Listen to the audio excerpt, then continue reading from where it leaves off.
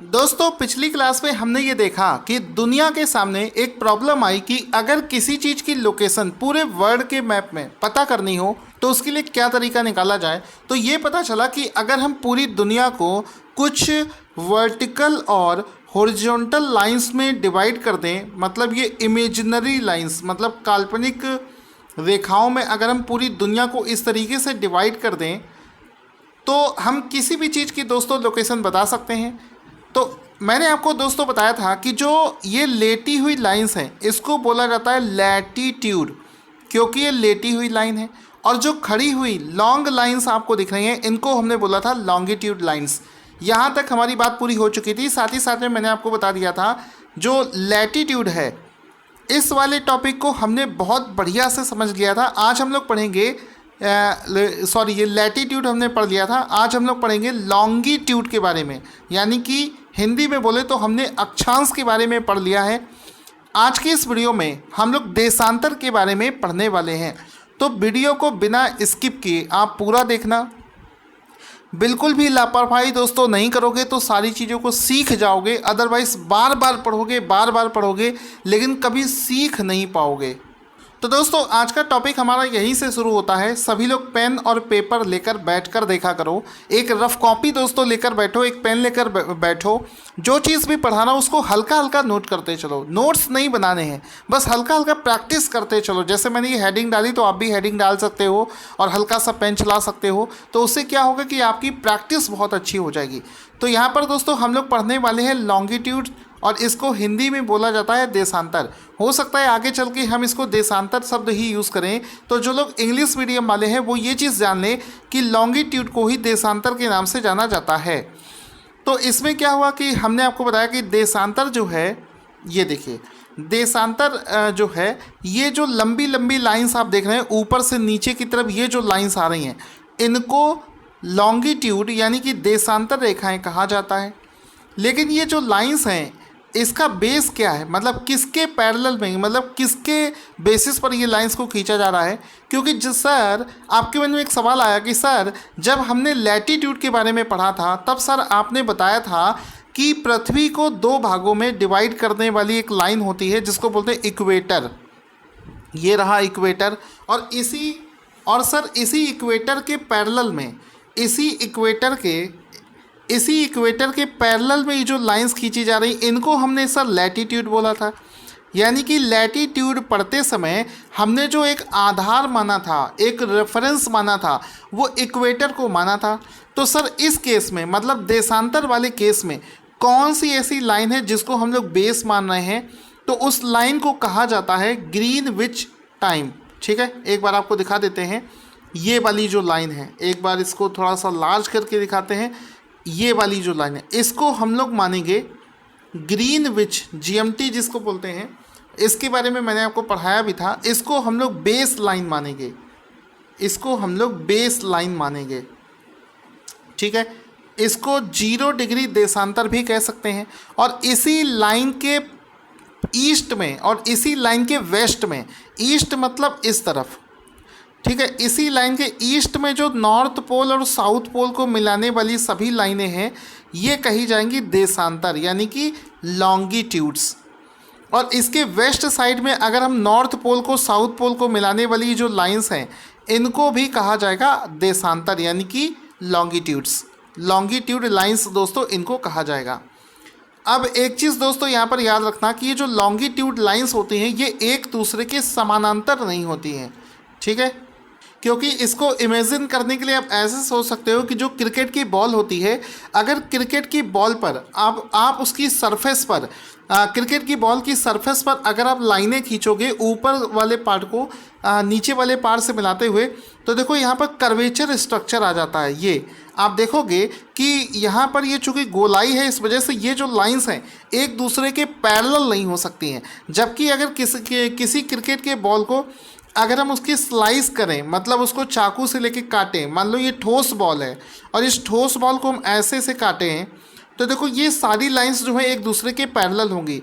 यानी कि सर हमको ये समझ में आ गया कि सर जो लैटीट्यूड लाइंस होती हैं वो एक दूसरे के समानांतर होती हैं, लेकिन सर जो लॉन्गिट्यूड लाइंस होती हैं जो देशांतर होते हैं वो लाइंस एक दूसरे के पैरेलल बिल्कुल भी नहीं होते हैं। यहाँ तक आपको सारी चीज़ें समझ में आ गई। आगे बढ़ते हैं। अब दोस्तों जो हमने पढ़ा था 0 डिग्री देशांतर यानी कि ग्रीनविच रेखा, जिसको मैंने बोला था कि उसको हम लोग रेफरेंस मानेंगे। तो यहाँ पर आप देख सकते हैं ये जो रेफरेंस लाइन है हमारी नॉर्थ पोल से साउथ पोल को मिलाने वाली, ये 0 डिग्री या फिर इसको ग्रीनविच प्रधान यामोत्तर रेखा इसको बोला जाता है, या फिर इसको 0 डिग्री देशांतर बोल सकते हैं। ठीक है, तो इसको हमने रेफरेंस माना था। तो इसी रेफरेंस को लेते हुए अगर हम लोग यहाँ पर देखिए लिखा है कि इसी ग्रीनविच रेखा से किसी स्थान की पूर्व या फिर पश्चिम की ओर जो एंगुलर डिस्टेंस है उसको ही देशांतर कहा जाता है। तो यहाँ पर आपको ध्यान से देखना है, समझना है कि यहाँ पर ये रही हमारी ग्रीनविच लाइन जो कि हमारी स्टैंडर्ड रेफरेंस पॉइंट है।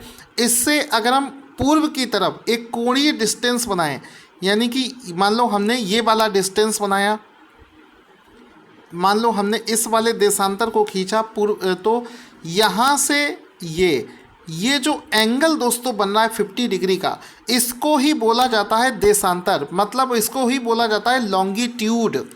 ठीक है, और इसी लॉन्गिट्यूड पर अगर हम इस लाइन को दोनों तरफ खींच देंगे तो इसी लाइंस को बोला जाता है लॉन्गिट्यूड लाइंस। यानी कि किसी गेंद पर, ये किसी बॉल पर हम इस तरीके से लाइंस बनाएं, यही लाइंस होती हैं देशांतर। ठीक है, आई होप आपको अच्छे से आइडिया मिल गया होगा। आगे बढ़ते हैं। अब एग्ज़ाम में दोस्तों घुमा फिरा कर जितना भी थ्योरी मैं आपको पढ़ाते चल रहा हूँ, अगर घुमा फिरा कर क्वेश्चन पूछ ले तो इसका आंसर कभी भी गलत मत कर देना, क्योंकि इतने बढ़िया से आपको समझा दिया है कि गलत होने के चांसेस नहीं हैं। आप देखो एक इम्पॉर्टेंट पॉइंट यहाँ पर लिखा है और ये अपने आप में दोस्तों क्वेश्चन है। पॉइंट क्या लिखा है कि दो देशांतरीय यामोत्तर रेखाओं के मध्य दूरी विषुवत रेखा पर मैक्सिमम होती है तथा पोल की तरफ जाने पर उनकी दूरी जो है घट जाती है। इसका मतलब क्या हुआ, एक एक लाइन समझकर चलोगे तभी आपको मतलब चीज़ें क्लियर होंगी। तो इसका मतलब ये कह रहा है कि जो दो यामोत्तर लाइंस हैं, यानी कि जो दो लॉन्गिट्यूड लाइंस हैं, उनके बीच की दूरी, मान लो एक लॉन्गिट्यूड लाइन ये है और दूसरी जो लॉन्गिट्यूड लाइन है वो ये रही।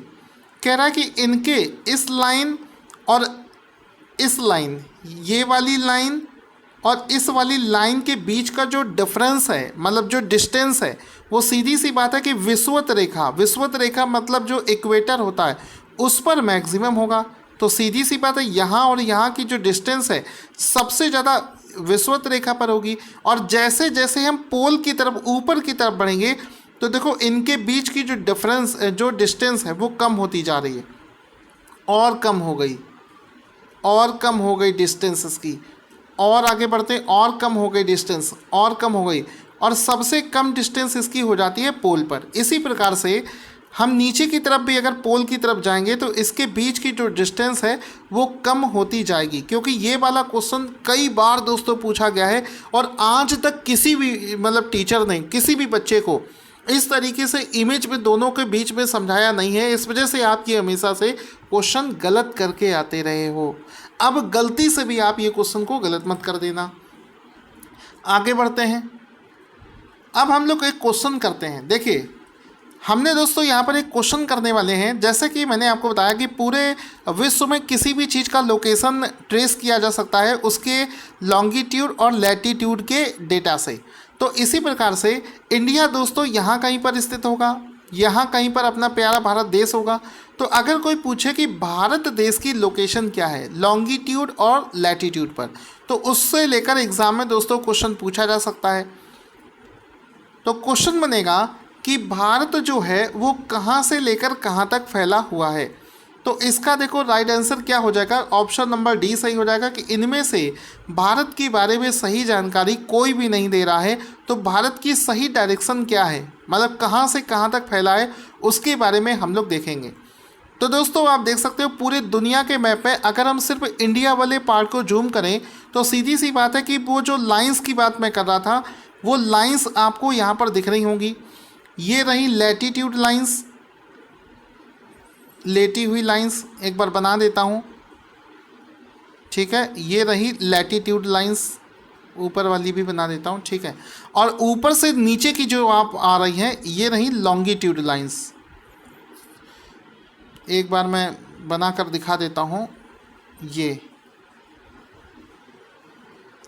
ये रही लॉन्गिट्यूड लाइंस। तो इन्हीं लाइंस पर अगर आप इसका एंगल देखोगे तो आपको इसका एंगल भी दिख रहा होगा। अगर हम इसका लॉन्गिट्यूड एंगल देखें तो नीचे देखो 8 डिग्री 4 मिनट, 8 डिग्री 4 मिनट से लेकर 37 डिग्री 6 मिनट, 8 डिग्री 4 मिनट से लेकर 37 डिग्री 6 मिनट के बीच में भारत का पूरा ये एरिया फैला हुआ है। साथ ही साथ में अगर हम लोग लैटिट्यूड देखें, मतलब लेटे हुए देखें, तो लेटे हुए 68.7 से लेकर, मतलब 68 डिग्री 7 मिनट से लेकर 97 डिग्री 25 मिनट। फिर से देखना, अगर हम इसकी वर्टिकल लोकेशन देखें इंडिया की, तो लॉन्गिट्यूड और लैटिट्यूड हमको दो डेटा पता होना चाहिए। तो यहाँ पर लॉन्गिट्यूड देखें तो 8 डिग्री 4 मिनट लॉन्गिट्यूड से लेकर 37 डिग्री 6 मिनट लॉन्गिट्यूड हो गया। और लैटिट्यूड अगर हम देखें तो 68 डिग्री 7 मिनट से 97 डिग्री 25 मिनट के बीच में भारत फैला है। तो ये इसका राइट आंसर हो जाएगा। बाकी जितने भी आंसर यहाँ पर दिख रहे हैं सारे के सारे आंसर जो हैं गलत हो जाएंगे। तो ये तो दोस्तों इंडिया की बात रही। मान लो हम अचानक से कोई पॉइंट बता देते हैं, आपको अचानक से भी कोई पॉइंट बता दे तो आप उसको हमेशा मैप पे सही बता पाओगे। तो जैसे मान लो हम इस जगह एक पॉइंट लगाते हैं, इसका हमें डायरेक्ट बताना हो कि ये कहाँ पर स्थित है। तो यहाँ से देखो ये रहा 16 डिग्री वाली लाइन, ठीक है। तो इसका एक कोऑर्डिनेट हो गया 16, ठीक है, 16 डिग्री और 16 डिग्री, और यहाँ से देखो 88, ठीक है। तो आप बता सकते हो कि 16 डिग्री जो है ये इसका लैटिट्यूड हो गया और लॉन्गिट्यूड हो गया 88। इस तरीके से आप जो है इसका कोऑर्डिनेट दोस्तों बता सकते हो। अब दोस्तों इसी चीज़ से रिलेटेड कुछ इम्पॉर्टेंट पॉइंट्स भी पढ़ लो, जो चीज़ एग्ज़ाम में बार बार पूछी जाती है, ठीक है। क्या क्या पूछा जाता है, इम्पॉर्टेंट पॉइंट समझते हैं कि भारत की जो मुख्य भूमि है वो 8 डिग्री 4 मिनट से 37 डिग्री 6 मिनट उत्तरी अक्षांश में स्थित है, ठीक है। नॉर्थ लैटिट्यूड ये इसका लैटिट्यूड एंगल हो गया। साथ ही साथ में इंडिया का जो देशांतरीय विस्तार है वो भी दोस्तों मैं आपको बता चुका हूँ, सामने आप देख सकते हैं। इसके बाद में है कि कल मैंने दोस्तों आपको दो रेखाएं बताई थी, आपको अच्छे से याद होगा, मकर रेखा और कर्क रेखा, ट्रॉपिक ऑफ कैंसर और ट्रॉपिक ऑफ कैप्रिकॉर्न।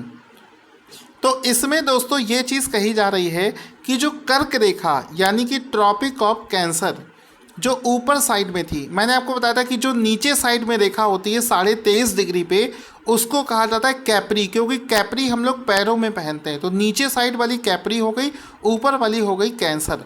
तो कह रहा है कर्क रेखा जो कि 23.5 डिग्री पर खींची जाती है उत्तरी अक्षांश में, यानी कि नॉर्थ लैटिट्यूड में। नॉर्थ लैटिट्यूड जो होता है 23.5 डिग्री नॉर्थ लैटिट्यूड जो होता है वो भारत को उत्तर दक्षिण दो भागों में विभाजित कर देता है। इसका मतलब क्या है कि जो कर्क रेखा है वो पूरे भारत को दो इक्वल पार्ट्स में डिवाइड कर देता है। तो अगर हम इंडिया का मैप देखें तो इंडिया के मैप पे दोस्तों हम लोग क्या जान पाएंगे कि यहाँ पर आपको ये समझने का है कि मान लो पृथ्वी का केंद्र यहाँ कहीं पर है।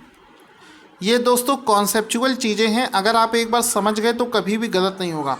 ये मान लो पृथ्वी का केंद्र है और ये रही इक्वेटर लाइन, मान लो, वैसे तो नहीं होगा यहाँ पे, लेकिन ये इक्वेटर लाइन है।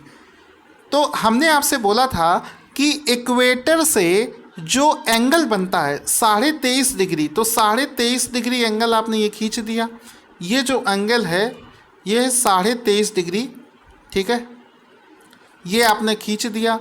और ये जो एंगल है पृथ्वी के सरफेस पे जहाँ पे भी कट करेगी वो जो लाइन खींचे जाएगी ये यहाँ पर कट किया, और ये जो पैरेलल लाइन हमने इक्वेटर के पैरेलल में जो खींची इसको कहा जाता है कर्क रेखा। कर्क रेखा, जिसको इंग्लिश में कहा था हम लोगों ने ट्रॉपिक ऑफ कैंसर। तो ये जो ट्रॉपिक ऑफ कैंसर है, ये इस तरीके से दोस्तों हमने देखा जब अचानक से, तो ये दोस्तों ऐसी लाइन है जो इंडिया को दो बराबर भागों में डिवाइड कर रही, ऊपर से देखो और चाहे नीचे से देखो, इंडिया को इक्वल पार्ट्स में डिवाइड कर रही है। यानी कि अगर आपसे कभी भी एग्जाम में ये प्रश्न पूछा जाए कि कौन सी ऐसी रेखा है जो भारत को दो बराबर हिस्सों में डिवाइड करती है, तो आंसर हो जाएगा ट्रॉपिक ऑफ कैंसर। अब कुछ लोग कहेंगे सर इक्वेटर था। अरे महाराज, इक्वेटर कहाँ से हो जाएगा? इक्वेटर मैंने आपको बताया था, इक्वेटर क्या होता है, ये रहा पृथ्वी, और इक्वेटर लाइन पूरी पृथ्वी को, भारत को थोड़ी नहीं, जो इक्वेटर होता है वो पूरी पृथ्वी को दो बराबर भागों में बांटता है, लेकिन जो ट्रॉपिक ऑफ कैंसर है वो भारत को दो बराबर हिस्सों में बांट देती है। तो ये क्वेश्चन आपका कभी भी अब ज़िंदगी में गलत नहीं होना चाहिए। इसके बाद में कह रहा है कि भारत के अक्षांशीय और देशांतरीय विस्तार का जो डिफरेंस है वो लगभग 30 डिग्री होता है। इसका मतलब साफ है कि अगर आप देखो लैटीट्यूड देखो तो 8 डिग्री से लैटीट्यूड 37 डिग्री पहुंच रहा है, तो 37 माइनस लगभग 8 करो तो 30 डिग्री, यहाँ से यहाँ का जो लैटीट्यूड डिफरेंस है वो 30 डिग्री का डिफरेंस आ रहा है। और अगर आप लॉन्गिट्यूड डिफरेंस देखो तो लॉन्गिट्यूड देखो 68.7 से लेकर 97, तो 97 माइनस इसको 70 मान लो, इसको 100 मान लो, तो लगभग इन दोनों का डिफरेंस भी 30 डिग्री आ रहा है। ठीक है, तो चाहे आप नीचे से ऊपर देखो चाहे दाएं से बाएं देखो, दोनों का जो डिफरेंस है एंगल का वो 30 डिग्री आ रहा है। इस चीज़ को आप याद रखोगे, बहुत सारे क्वेश्चन आपके इसी चीज़ से सॉल्व हो जाएंगे। अब अगला जो स्टेटमेंट है इसको बहुत अच्छे से समझना है। यहाँ पर कह रहा है कि जो देशांतरीय विस्तार है, देशांतरीय विस्तार इंग्लिश वाले समझो, देशांतर का मतलब हो गया लॉन्गिट्यूड, यानी कि किसी भी देश का जो लॉन्गिट्यूडनल जो डिफरेंस आता है उसका जो इफ़ेक्ट है वो उस देश के समय पर पड़ता है। समय की दृष्टि से अगर आप देखोगे तो 1 डिग्री का अगर डिफरेंस कहीं पर आ रहा है तो वो 4 मिनट का टाइम में डिफरेंस ऑटोमेटिकली क्रिएट हो जाएगा। ये सब कैलकुलेशन करी गई है। ठीक है, और हमने देखा कि इंडिया के देशांतर में कितने मिनट का डिफरेंस आ रहा था? 30 डिग्री का, 30 डिग्री का डिफरेंस आ रहा था। और यहाँ पे कह रहा है कि 1 डिग्री का अगर डिफरेंस आता है किसी भी देशांतर में या फिर लॉन्गिट्यूड या फिर लैटीट्यूड में, तो 1 डिग्री के डिफरेंस से 4 मिनट का डिफरेंस आ जाएगा समय में। और हमने देखा कि 30 डिग्री का इंडिया के मैप में देखा था हमने, तो 30 डिग्री अगर होगा तो 30 गुणे 4 यानी कि 120 मिनट का डिफरेंस आ जाएगा अगर हम लोग एक छोर से दूसरे छोर के टाइम को देखेंगे। ये चीज़ हो सकता है कुछ लोगों को समझ में ना आ रही हो, वीडियो को इसी जगह पॉज करो और मन में जितनी भी चीज़ मैंने बोली और समझाई है उसको समझने की कोशिश करो। ठीक है, तो ये चीज़ आपको समझ में आ गई होगी यहाँ पर। तो इसको समझने के लिए हम मैप में देखते हैं। अगर हम देशांतर एंगल को देखें तो यहाँ पर 97 का एंगल है और यहाँ पर है 68 का एंगल। तो यहाँ से 97 से लेकर 68 यानी कि कितना डिफरेंस है? 30 डिग्री का डिफरेंस है, 30 डिग्री का। यानी कि यहाँ पर जो स्टेट होगा, ठीक है, और यहाँ पर जो स्टेट होगा, इन दोनों के टाइम में कितना डिफरेंस होगा? तो देखो हम जानते हैं कि 1 डिग्री, तो यहाँ पर हमको ये पता चल गया कि यहाँ से 30 डिग्री का डिफरेंस है और हम जानते हैं कि 1 डिग्री का डिफरेंस जो है वो 4 मिनट का जो है लैग प्रोड्यूस करता है। तो अगर हम 30 डिग्री के लिए निकालेंगे यानी कि 30 मल्टीप्लाई बाई 4 यानी कि 120 मिनट का डिफरेंस, यानी कि 2 घंटे का जो डिफरेंस है वो कहाँ से कहाँ तक में आ जाएगा। अगर कोई व्यक्ति दोस्तों इस जगह है और यहाँ पर एक दूसरा व्यक्ति है, तो आपस में अगर ये फ़ोन से पूछे कि बताओ तुम्हारे यहाँ टाइम कितना है, मेरे यहाँ टाइम कितना है, तो दोस्तों 2 घंटे का डिफरेंस यहाँ पर दोस्तों आ जाएगा। इसी वजह से आपको याद होगा कि कल हम लोगों ने एक क्वेश्चन किया था कि भारत में सबसे पहले सूरज कहाँ पर उगता है, तो आंसर हो गया था अरुणाचल प्रदेश में, और उसके 2 घंटे बाद दिल्ली या फिर गुजरात में सूरज देखने को मिलेगा। तो यहाँ पर अरुणाचल प्रदेश है और यहीं पर ही सूरज की सबसे पहली किरण दोस्तों गिरती है। और इसी वजह से चूँकि 30 डिग्री का यहाँ से यहाँ तक 30 डिग्री का है, इसका यानी कि 2 घंटे का डिफरेंस है। यानी कि अगर यहाँ पर 4 बजे सुबह, अरुणाचल प्रदेश में सुबह 4 बजे सूरज उगाता है, जबकि हम लोगों के यहाँ पर लगभग 6 बजे, हम लोगों के यहाँ लगभग 6 बजे दोस्तों सूरज देखने को मिलता है। आई होप बचपन से आपके मन में ये क्वेश्चन होगा, आज आपको इसका सोल्यूशन मिल गया। आप अपने किसी भी दोस्त से ये लॉजिक समझाओगे, बताओगे, वो शॉक्ड हो जाएगा, वो कहेगा गजब यार, मज़ा आ गया। ठीक है, तो 2 घंटे का डिफरेंस यहाँ से क्रिएट हो जाता है। तो जितना मैंने आपको समझाया वही देखो लिखा है कि अरुणाचल प्रदेश से गुजरात के बीच में सूर्योदय में 2 घंटे का दोस्तों डिफरेंस हो जाता है। तो फिर लिखा है कर्क रेखा भारत देश को 2 समान भागों में बांटती है। सीधी सी बात है, हम देख सकते हैं कर्क रेखा कहाँ है, ये रही कर्क रेखा, ट्रॉपिक ऑफ कैंसर। ठीक है, 23.5 डिग्री पर खींची जाती है कर्क रेखा और भारत को 2 बराबर भागों में ये डिवाइड कर रही है। इसके बाद में है कि भारत का जो लोकेशन है ये इक्वेटर विषुवत रेखा से नॉर्थ में स्थित है। विषुवत रेखा के नॉर्थ मतलब इसको मैप में एक बार देख लो, क्योंकि ये क्वेश्चन आपको बहुत परेशान करेगा। अगर कोई पूछे कि भारत का लोकेशन क्या है इक्वेटर के कंपैरिजन में, तो इक्वेटर तो ये रही, इसके नीचे भारत है, इसके ऊपर है, तो आंसर कर देना कि भारत की जो लोकेशन है वो इक्वेटर से ऊपर है, इक्वेटर से ऊपर है। क्योंकि मैंने आपको समझाया था कि अगर इंडिया इक्वेटर पर होता तो हमारे यहाँ पे 12 घंटे का दिन होता और 12 घंटे की रात होती। चूँकि हम लोग दोस्तों इक्वेटर से ऊपर हैं, इस वजह से आपने देखा होगा कि हमारे यहाँ टाइम का बड़ा कन्फ्यूज़न है। मतलब हो सकता है कभी गर्मियों के समय में 13 घंटे का दिन होता है, रात छोटी होती है, सर्दियों में रात बड़ी होती है और दिन छोटे होते हैं। वो इसी वजह से क्योंकि हम लोग इक्वेटर पर दोस्तों नहीं हैं। अब सर आपने ये सर सारी चीज़ें बता दी हमको, सर सब कुछ समझ में आ गया, लेकिन सर इसमें क्वेश्चन किस टाइप के पूछे जाएंगे? देखो मैं आपको सावधान कर रहा हूँ, जितनी भी चीज़ समझाई है क्वेश्चन आपसे क्या पूछेगा समझो। ये इंडिया का मैप आपको दिख रहा है जिसमें वर्टिकल और हॉरिजॉन्टल लाइंस भी बना दी गई हैं। अब इसमें क्या पूछ सकता है, पूछ ये सकता है कि कह देगा कि एक लाइन है जो कौन सी लैटीट्यूड, एक लैटीट्यूड है जो कि उड़ीसा से होकर जा रहा है, बताओ वो भारत के और कौन से स्टेट से होकर जाएगा? तो जो लैटीट्यूड उड़ीसा से होकर जा रहा है वही तो महाराष्ट्र की तरफ, महाराष्ट्र से होकर जाएगा। यानी कि आपको ये चीज़ पता होनी चाहिए इस टाइप के क्वेश्चन का आंसर देने के लिए कि कौन कौन से राज्य हैं जो एक सीधी रेखा में पड़ते हैं। जैसे जो गुजरात है, देखो ये जो लाइन जा रही है ये गुजरात में है, मध्य प्रदेश में है, फिर झारखंड में है और इस तरीके से जा रही है। तो इस लाइन में कौन कौन से राज्य पड़ रहे हैं ये सब आपको पता होना चाहिए। ठीक है, इस लाइन में कौन कौन से राज्य हैं ये सब आपको गैस होना चाहिए। और ये सब कैसे पता चलेगा? मैप को देखने से।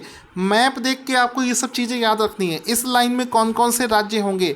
या कभी कभी हो सकता है आपसे वर्टिकल पूछा जा सकता है। वर्टिकल मतलब कह देगा कि बताओ एक लॉन्गिट्यूड है जो कि उत्तर प्रदेश से होकर जा रही, बताओ वो और कौन से राज्य। तो इस लाइन में जितने भी स्टेट होंगे वो सबसे जाएगी। इस लाइन में अगर पूछेगा तो इस लाइन में जितने भी स्टेट होंगे वो सबसे पूछी जाएगी। सर ठीक है, समझ में आ गया है, 1-2 क्वेश्चन करवा देते तो सर अच्छा रहता। ठीक है भाई, आपकी बात मान लेते हैं, क्वेश्चन कर लेते हैं। क्वेश्चन है कि सिक्किम से गुजरने वाली जो अक्षांश रेखा है वो निम्नलिखित में से किस एक राज्य से होकर गुजरती है? अब मन में सोचो, पहले मन में सोचो, इमेज नहीं देखना है हमें, मन में सोचो कि इंडिया का ये देखो मैप है, ठीक है, और इंडिया के मैप में सिक्किम दोस्तों कहाँ पर है? यहाँ कहीं पर है सिक्किम। तो सिक्किम वाली लाइन जो है इसको ऐसे ड्रा, मन में ड्रा करो, ऐसे जा रही है। अब देखो कह रहा है कि सर इसमें कौन सी? पंजाब। पंजाब तो हो ही नहीं सकता क्योंकि पंजाब तो बहुत ऊपर साइड में। हिमाचल प्रदेश और जम्मू कश्मीर, जम्मू कश्मीर तो यहाँ कहीं है। हिमाचल प्रदेश दोस्तों यहाँ कहीं है। तो इस लाइन से नीचे बचा क्या? राजस्थान इसका राइट आंसर हो जाएगा। मतलब आपको मतलब आपको लगभग में एक आइडिया लगाना पड़ेगा। एग्जैक्टली तो किसी को नहीं पता होता है और एग्जैक्टली चीज़ें याद भी नहीं कर पाओगे। आपको एक मोटा मोटा एवरेज आइडिया लगाना होता है। जैसे जम्मू कश्मीर तो बिल्कुल ऊपर है, सिक्किम और जम्मू कश्मीर का तो कोई रिलेशन ही नहीं है।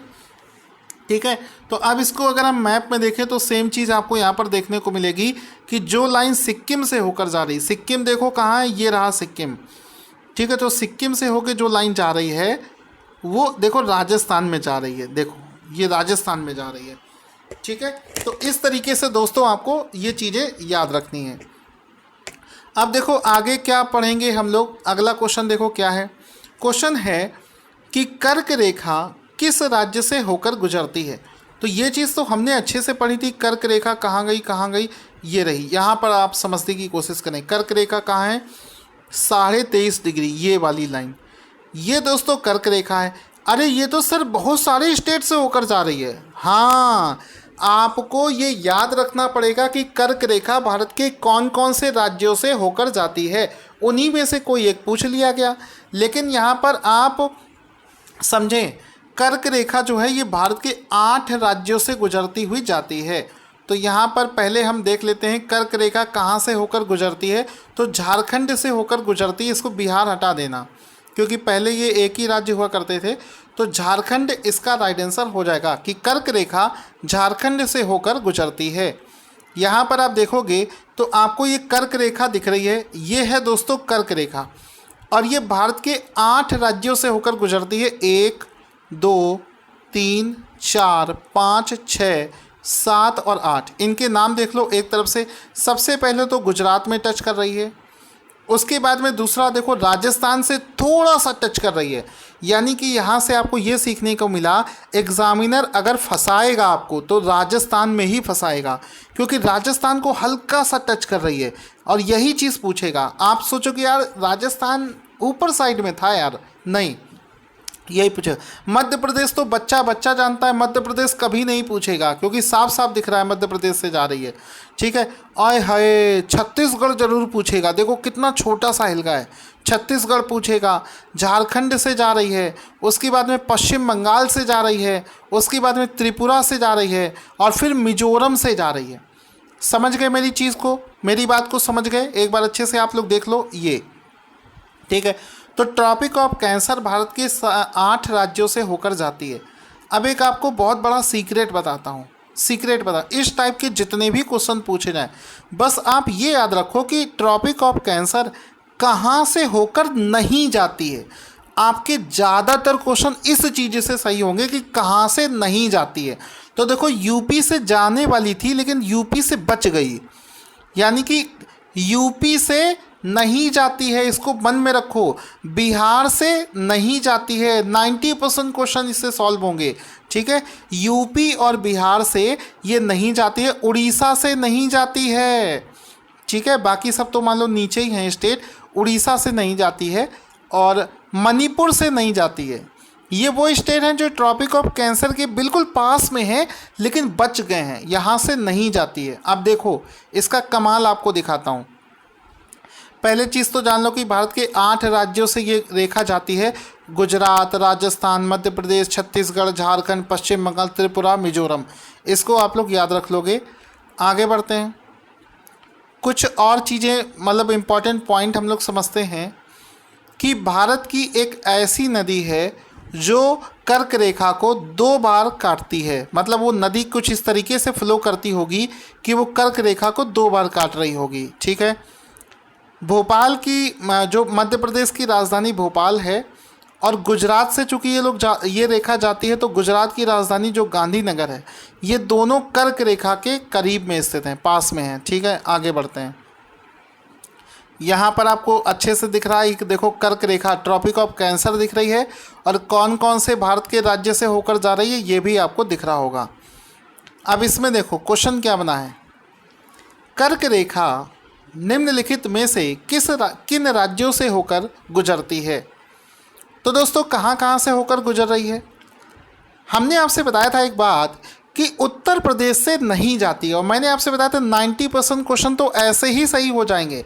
यूपी से नहीं जाती है, यूपी ऑप्शन में दे रखा है क्या सर? हाँ दे रखा है, यानी कि नीचे ऑप्शन में जहाँ जहाँ 3 आंसर होगा वो सब गलत हो जाएंगे। तो नीचे आपने देखा, अरे सर इसमें 3 है, गलत, काटो इसको। सर ये राशि में, काटो इसको। अरे सर बी में भी है, काटो इसको। अब आंसर देखने की ज़रूरत ही नहीं है, आपको सोल्यूशन आए चाहे ना आए, आंख बंद करके टिक कर दो, ऑप्शन नंबर ए इसका राइट आंसर हो जाएगा। इसको कहते हैं एलिमिनेशन मेथड। ठीक है, इसके बाद में अगला क्वेश्चन हो गया कि भारत का एक राज्य जिससे होकर कर्क रेखा गुजरती है, कौन सा ऐसा राज्य है जिससे कर्क रेखा जाती है? तो जम्मू कश्मीर तो ऊपर साइड में है, यहाँ से तो होगा नहीं। हिमाचल प्रदेश भी ऊपर है और बिहार से नहीं जाती है, ये मैंने आपको बताया था। यूपी से नहीं जाती है, बिहार से नहीं जाती है, तो झारखंड बचा, वही इसका राइट आंसर हो जाएगा। इसके बाद में है कि ये अलग अलग शहरों के नाम दे रखे हैं और लिखा है कौन कर्क रेखा के सबसे पास में स्थित है। थोड़ा सा कठिन पड़ता है ये क्वेश्चन, क्योंकि आपको स्टेट पता है, ठीक है। देखो मध्य प्रदेश से होकर जाती है रेखा, आपको पता है, लेकिन मध्य प्रदेश का जबलपुर है, उज्जैन है, ये दे रखा है। गुजरात से होकर जाती है तो गुजरात का देखो गांधीनगर भी दे रखा है। तो इसमें से थोड़ा आपको समझना पड़ेगा, प्रैक्टिस से ये सब चीज़ें आ जाएंगी। गांधीनगर इसका राइट आंसर हो जाएगा, जहाँ से होकर ये रेखा गुजरती है। फिर इसके बाद में है कि कर्क रेखा निम्नलिखित में से किससे नहीं गुजरती है? तो कहाँ से नहीं जाती है? इसमें से हमने आपको बताया था मणिपुर से नहीं जाती है। ऑप्शन नंबर सी इसका राइट आंसर हो जाएगा कि मणिपुर से नहीं जाती है। 3 स्टेट बताए थे जहाँ जहाँ से नहीं जाती है, यूपी, बिहार और मणिपुर। ये सबसे क्लोजेस्ट स्टेट थे जो कर्क रेखा के बिल्कुल पास में है, लेकिन वहाँ से कर्क रेखा नहीं जा रही थी। फिर है कि कौन सा महत्वपूर्ण अक्षांश भारत को 2 भागों में विभाजित कर रहा है? तो मैंने आपको बताया था कि 23.5 डिग्री वाला, 23.5 डिग्री नॉर्थ वाला, ये जो है जिसको ट्रॉपिक ऑफ कैंसर बोलते हो, कर्क रेखा, ये भारत को 2 बराबर भागों में डिवाइड करती है। और कन्फ्यूज़न के लिए ये भी बताया था कि कुछ लोगों को लगेगा 0 डिग्री, 0 डिग्री तो पूरी पृथ्वी को 2 भागों में बांटती है, जिसको इक्वेटर कहा जाता है। तो ऑप्शन नंबर डी इसमें राइट आंसर हो जाएगा। इसके बाद में यहाँ से आप देख सकते हो, ये है कर्क रेखा, मतलब 23.5 डिग्री जो एंगल होता है वो वाली लाइन है। देखो इंडिया को ये 2 भागों में डिवाइड कर रहा है। इसके बाद में क्वेश्चन है कि निम्नलिखित में से कौन सा राज्य कर्क रेखा के उत्तर में स्थित है? अब इसको कैसे अटेम्प्ट करोगे? पहली चीज़ तो देखो, कर्क रेखा भारत के 8 राज्यों से जाती है, उसमें झारखंड का नाम है। जबकि यहाँ पूछा गया कर्क रेखा के उत्तर में, तो झारखंड तो कभी भी आंसर नहीं होगा, क्योंकि वो तो कर्क रेखा के ऊपर ही स्थित है। त्रिपुरा भी आंसर नहीं होगा, मिजोरम भी आंसर नहीं होगा। सिर्फ मणिपुर मैंने आपको बताया था कि यूपी, बिहार और मणिपुर 3 ऐसे स्टेट हैं जो कर्क रेखा के बिल्कुल पास में हैं।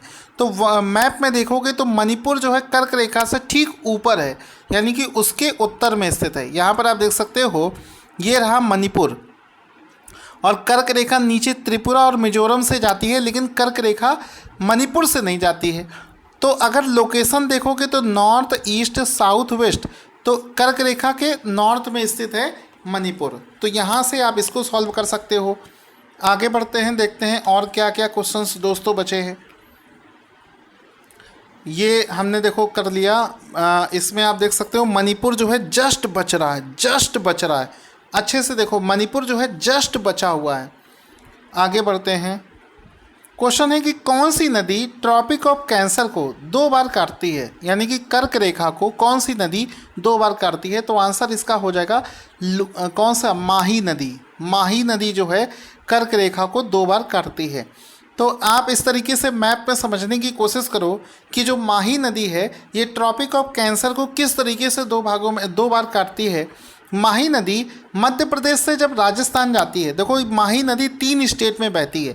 मध्य प्रदेश से निकलती है, राजस्थान जाती है, और राजस्थान से फिर गुजरात आती है। तो जब ये मध्य प्रदेश से राजस्थान गई तो देखो ये काटा, और जब ये वापस गुजरात में आई तो ये काटा। तो 2 जगह दोस्तों ये कर्क रेखा को काटती है। तो माही नदी इसका राइट आंसर हो जाएगा।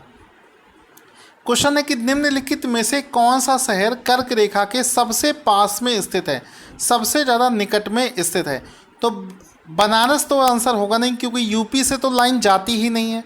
मध्य प्रदेश और गुजरात के कुछ शहरों के नाम दे रखे हैं, तो आंसर हो जाएगा अहमदाबाद। ऑप्शन नंबर 20 का यहाँ पर जबलपुर इसका राइट आंसर हो जाएगा। जबलपुर इसका राइट आंसर हो जाएगा। साथ ही साथ में आपको कर्क रेखा दुनिया के 16 और देशों से होकर जाती है।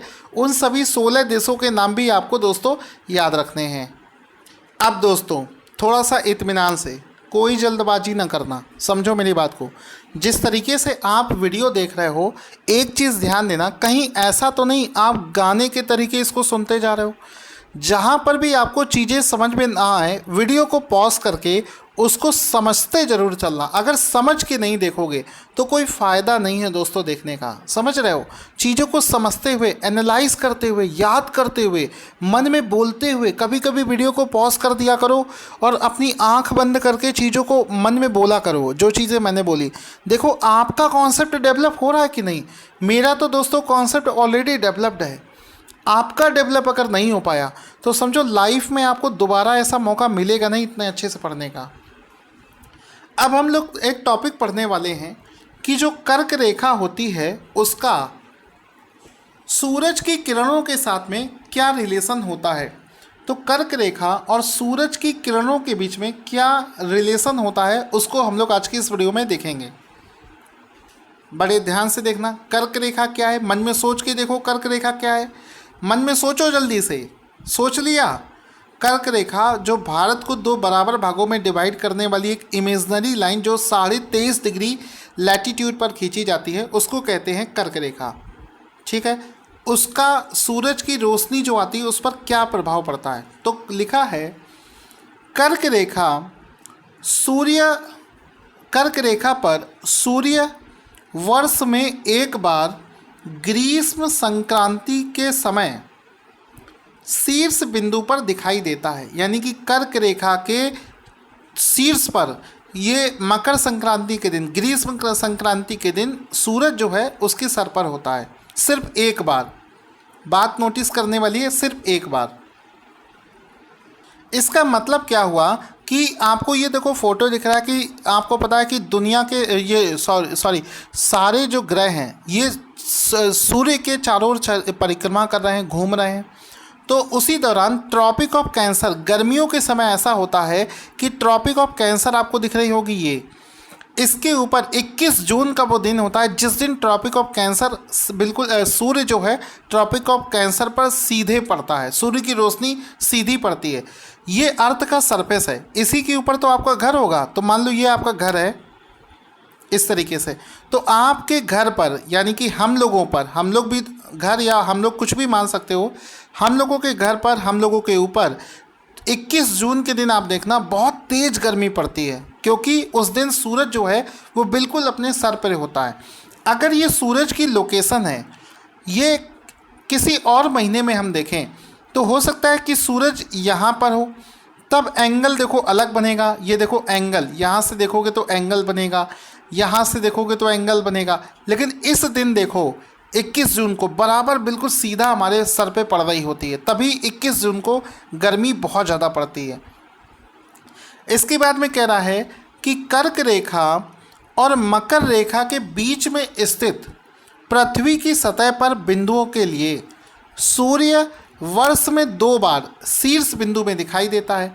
अब इसका मतलब समझो कि अगर इस वाले में आप देखो, कह रहा है कि ट्रॉपिक ऑफ कैंसर और, एक मिनट रुकेंगे, हाँ मैं आपको अच्छे से समझाता हूँ कि ट्रॉपिक ऑफ कैंसर और ट्रॉपिक ऑफ कैप्रिकॉर्न यानी कि कर्क रेखा, ये ऊपर वाली रेखा जो है ये कर्क रेखा और नीचे वाली जो रेखा है मकर रेखा। ठीक है, हम लोगों का जो देश है वो कर्क रेखा पर है, यानी कि यहाँ कहीं हमारा देश है। लेकिन इसमें कह रहा है कि अगर कर्क रेखा और मकर रेखा के बीच में जितने भी देश हैं, कुछ देश यहाँ पर होंगे, ठीक है, तो इनके लिए सूर्य की जो लोकेशन होती है वो सूर्य वर्ष में 2 बार इनके शीर्ष पर होता है। ठीक है, 2 बार जो सूर्य है वो इनके शीर्ष पर होता है, बिल्कुल पास में होता है। ठीक है, आगे बढ़ते हैं, इन चीज़ों को और अभी समझेंगे फिगर के माध्यम से। फिर कह रहा है कर्क रेखा के उत्तर में और मकर रेखा के दक्षिण में स्थित जितने भी देश हैं या फिर बिंदु हैं उनके लिए सूर्य कभी भी शीर्ष बिंदु पर नहीं दिखाई देता है। तो हम लोग आते हैं वापस से उसी इमेज में जहाँ पे हम अच्छे से इन चीज़ों को समझ पाएँ। ये अगर हम इसमें देखें तो ट्रॉपिक ऑफ कैंसर और ट्रॉपिक ऑफ कैप्रिकॉर्न, ठीक है, इन दोनों से अलग, यानी कि ट्रॉपिक ऑफ कैंसर कर्क रेखा के उत्तर में और इसके नीचे साउथ में जितने भी देश पड़ेंगे यहाँ पर सूर्य की रोशनी सीधी पड़ती ही नहीं है और सीधी सी बात है कि अगर सूरज की रोशनी सीधी नहीं पड़ेगी मतलब यहाँ पर गर्मी कभी नहीं लगेगी, आपको सर्दी लगेगी। इसी वजह से आपने देखा होगा कि इस रीजन में जितने भी देश होते हैं वहाँ पर बर्फ़ बहुत पड़ती है। यूट्यूब पर आप कई बार वीडियोस देखते होंगे कि रसिया में एक ऐसा देश है जहाँ पर पानी हवा में उछाल दो तो जम जाएगा। ये सब वही देश हैं जहाँ पर सूरज की दोस्तों रोशनी नहीं पड़ती है, इस वजह से वहाँ पर सर्दी पड़ती है। और अगर आप यहाँ पर देखो तो यहाँ पर तो सूरज की रोशनी जा ही नहीं रही है, इस वजह से ये आर्कटिक रीजन बोला जाता है। मतलब यहाँ पर तो बर्फ़ के बड़े बड़े पहाड़ हैं। हम लोग दोस्तों यहाँ रहते हैं, हम लोग का घर यहाँ पर है, तो यहाँ पर होने का मतलब है कि हम लोग के ऊपर सूरज की रोशनी पड़ती है, गर्मी पड़ती है, गर्म प्रदेश में हम लोग रहते हैं। ठीक है, अगर नीचे होते तो हमको सर्दी वाले देश में रहना पड़ता। यहाँ पर जो है वो सब 2 बार, मतलब जिनको 2 बार सूरज की रोशनी मिलती है, ऐसे देश हैं। अब आगे बढ़ते हैं, इन चीज़ों को आपने समझ लिया, अब आगे बढ़ते हैं। अब दोस्तों देखो अगला एक टॉपिक है, मतलब टॉपिक नहीं, आपको मैं 4-5 इमेजेस दिखाने वाला हूं जिससे आपका एक कॉन्सेप्ट डेवलप होगा। और इन इमेजेस को अच्छे से समझ लिया तो काफ़ी चीज़ें आपकी क्लियर हो जाएंगी। देखो क्या है कि सूरज आपको दिख रहा है, ये है सन। पृथ्वी जो है ये सूर्य के चारों ओर परिक्रमा करती है और अपने अक्ष पर भी घूमती रहती है। तो पृथ्वी जो है ये बराबर इस तरीके से रोटेट कर रही है। ठीक है, सूर्य के चारों ओर इस तरीके से यहाँ पहुँची, यहाँ पहुँची, यहाँ पहुँची, फिर यहाँ पे आई, फिर आगे बढ़ी, फिर आगे बढ़ी, इससे चलते चलते चलते चलते चलते यहाँ पर आ गई। ठीक है, ये जो इसका सूर्य के चारों जो परिक्रमा करने का ये जो रोटेशन आप देख रहे हैं, इसी से ही मतलब अलग अलग मौसम आता है। ये गर्मियों के समय का है, फिर ये चलते चलते यहाँ आ जाएगी तो सर्दियों का समय आ जाएगा, फिर वापस से आई तो फिर ये गर्मियों का समय, फिर ये सर्दियों का समय, ये इससे तो ये होता है। साथ ही साथ में पृथ्वी अपनी अक्ष पर भी दोस्तों रोटेट कर रही है। ये अपने अक्ष पर मतलब खुद भी घूम रही है, स्पिन कर रही है। जैसे ये पृथ्वी है तो ये खुद भी दोस्तों स्पिन कर रही है, इस तरीके से जो है खुद भी स्पिन कर रही है, यानी कि खुद भी घूम रही है और सूर्य के चारों ओर भी घूम रही है। तो जो ये दोस्तों खुद घूम रही है उससे तो दिन और रात होते हैं। कैसे होते हैं देखो, मान लो ये पृथ्वी आपको दिख रही है, यहाँ पर सूरज की रोशनी इस पर पड़ रही है, अपना देश यहाँ कहीं है। तो अक्सर आपने सुना होगा कि भारत में जब सवेरा होता है तो अमेरिका में रात होती है, ऐसा कुछ चीज़ें आप लोग सुनते रहते हो ना कि अरे विदेशों में तो इस समय रात हो गई है, इंडिया में सवेरा है। वो कैसे होता है कि सूरज की रोशनी देखो हम लोगों पर सीधी पड़ रही है, यानी कि अपने देश में सवेरा होगा, लेकिन इसके पीछे वाला हिस्सा देखो सूरज से छिपा हुआ है और आगे वाले हिस्से की परछाई उसको छिपा रही है। तो जितने भी देश पीछे वाले साइड होंगे उन सब में क्या होगा, रात हो रही होगी। इसी वजह से पृथ्वी का जो हिस्सा सूरज के सामने है वहाँ पर तो लाइट होगी, सवेरा होगा। कहीं पर सुबह के 5 बजे होंगे, कहीं पर दिन के 10 बज रहे होंगे, बस इतना हो सकता है। लेकिन जो हिस्सा पीछे साइड में है वहाँ पर अंधेरा होगा। इसी प्रकार से सर्दियों के समय देख लो, जो हिस्सा सूरज के सामने है वहाँ पर दिन होगा और जो हिस्सा अंधेरे में है वहाँ पर रात होगी। तो अब जैसे मान लो पृथ्वी अपने अक्ष पर घूम रही है, 24 घंटे में घूम के ये पीछे वाला जो हिस्सा है ये घूम के आगे आ जाएगा, और जब ये आगे आ जाएगा तो यहाँ पर दिन हो जाएगा। और हम लोग पहले यहाँ पर थे तो हम लोग घूम के पीछे चले जाएंगे, यानी कि हमारे देश में रात हो जाएगी। ऐसा ही होता है कि भारत में जब दिन है तो दूसरे देशों में रात है, दूसरे देशों में रात है तो हमारे यहाँ दिन है। वो इन सब चीज़ों से दोस्तों होता है। अब इस फोटो को देखकर आप ये समझो कि ये जो समय है ये 21 जून के आसपास का समय है, और ये जो समय ये सर्दियों के समय, ये गर्मियों के समय की फ़ोटो है, गर्मियों में ऐसा होता है। और ये दोस्तों सर्दियों के समय का फ़ोटो है। देखो गर्मी के समय में हम लोग दोस्तों चूँकि ट्रॉपिक ऑफ कैंसर पर स्थित हैं, तो देखो यहाँ पर हम लोग स्थित हैं। गर्मियों में देखो सूरज की रोशनी सीधी हमारे ऊपर पड़ रही है, इसी वजह दोस्तों गर्मियों में बहुत धूप, चुभन, गर्मी ये सब लगती है। और सर्दियों के समय देखो यही पॉइंट जो है वो नीचे साइड चला गया, देखो नीचे साइड चला गया। ठीक है, ये ट्रॉपिक ऑफ कैंसर, ये पीली वाली जो है ये ट्रॉपिक ऑफ कैंसर है, तो हम लोग तो यहीं पर है ना। तो पहले देखो ये जो पॉइंट है ये सूरज के बिल्कुल पास में आ गया, और अगर यहाँ देखो तो ये नीचे साइड में चला गया, यानी कि सूरज से दूरी भी बढ़ गई और एंगल भी फॉर्मेशन हो गया। इसी वजह से यहाँ पर सर्दी लगती है, ज़्यादा धूप की रोशनी नहीं पड़ती है, इसी वजह से यहाँ पर सर्दी लगती है। और गर्मियों के समय में ये पॉइंट बिल्कुल पास में, तो हमें गर्मी लगती है।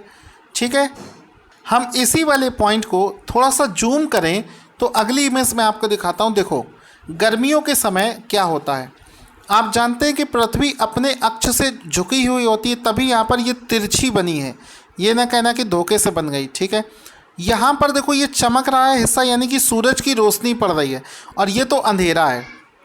हम लोगों का देश यहाँ कहीं है। ठीक है, तो अब देखो क्या है कि जितने भी देश इक्वेटर इस वाली लाइन पर होंगे, इक्वेटर पर, उनके लिए तो 12 घंटे धूप रहेगी, 12 घंटे रात रहेगी। चूँकि दोस्तों हम लोग यहाँ पर हैं तो हम लोगों के लिए लगभग 13.5 घंटे धूप रहेगी और बचे हुए घंटे में रात रहेगी। तभी देखा होगा गर्मियों में शाम के 6 बजे भी मतलब खूब रोशनी रहती है, मैच खेल सकते हो आप, क्योंकि दिन बड़ा होता है, रात छोटी होती है। ठीक है, अगर अपना देश यहाँ नीचे साइड में होता और सूरज यहाँ कहीं होगा तो देखो इसकी रोशनी यहाँ तक आने में बहुत टाइम लग जाएगा। इसी वजह से यहाँ पर जल्दी अंधेरा हो जाएगा, क्योंकि ये चीज़ बिल्कुल सामने है। मान लो सूरज की रोशनी ऐसे निकलेगी तो ये चीज़ देर तक यहाँ पर देर तक रहेगी। यहाँ पर ये जल्दी दोस्तों अपने अक्ष पर जब पृथ्वी घूमेगी तो यहाँ पर दोस्तों जल्दी अंधेरा हो जाएगा। तो यहाँ पर 10.5 घंटे का दिन और बाकी सब कुछ रात होती है। आर्कटिक रीजन में कोई रोशनी ही नहीं पहुँचती, तो यहाँ तो बिल्कुल बर्फ़ जमी रहेगी। ठीक है, तो जब आप हमारा ये नोट्स डाउनलोड करेंगे तो आपको ये सारे जो फ़ोटोज़ हैं वो मिल जाएंगे, सो दैट आप अच्छे से चीज़ों को समझ सकें। दोस्तों मैंने अपनी पूरी कोशिश करी है कि आपको एक एक चीज़ को बहुत अच्छे से समझा पाऊँ। नोट्स में कोई कसर नहीं छोड़ी है, जितने अच्छे से नोट्स बन सकते थे उतनी अच्छी शिद्दत के साथ में नोट्स भी बनाए हैं। हर एक फ़ोटो लगा रखा है कि सो दैट आप अच्छे से चीज़ों को समझ पाएँ। अब आपकी जिम्मेदारी है कि आप इन सब चीज़ों को बहुत अच्छे से पढ़ें और अपने सभी दोस्तों को रिकमेंड करें कि सौरभ सर बहुत अच्छा पढ़ा रहे हैं, उनका कोर्स आप ले सकते हैं। हेल्प करें हमें ग्रो करने में और मेहनत से दोस्तों पढ़ते रहें। Thank you so much guys for watching this video. WhatsApp पर मुझे मैसेज कर सकते हैं कि हमारे वीडियोस आपको कैसे लग रहे हैं।